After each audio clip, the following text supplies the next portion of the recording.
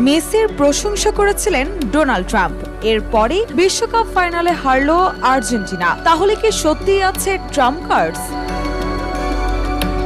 স্পেনের কাছে আর্জেন্টিনার বিশ্বকাপ ফাইনালে হারের পর সামাজিক যোগাযোগ মাধ্যমে আবারও আলোচনায় এসেছে কথিত ট্রাম্প কার্ডস। ফাইনালের আগে এক সাক্ষাৎকারে মার্কিন প্রেসিডেন্ট ডোনাল্ড ট্রাম্প বলেছিলেন, মেসির বিপক্ষে বাজি ধরা খুব কঠিন। তিনি সত্যিই অসাধারণ।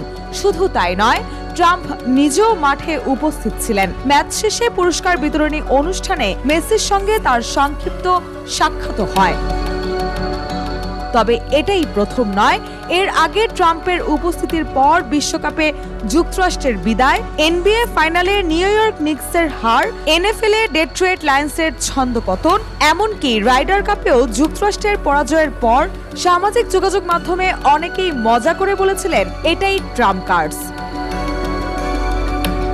তবে বাস্তবে ট্রাম্প কার্ডস বলে কোনো প্রমাণিত বিষয় নেই। এটি মূলত সামাজিক যোগাযোগ মাধ্যমে ছড়িয়ে পড়া একটি জনপ্রিয় রসিকতা ও কাকতালীয় ঘটনাকে ঘিরে তৈরি হওয়া আলোচনা।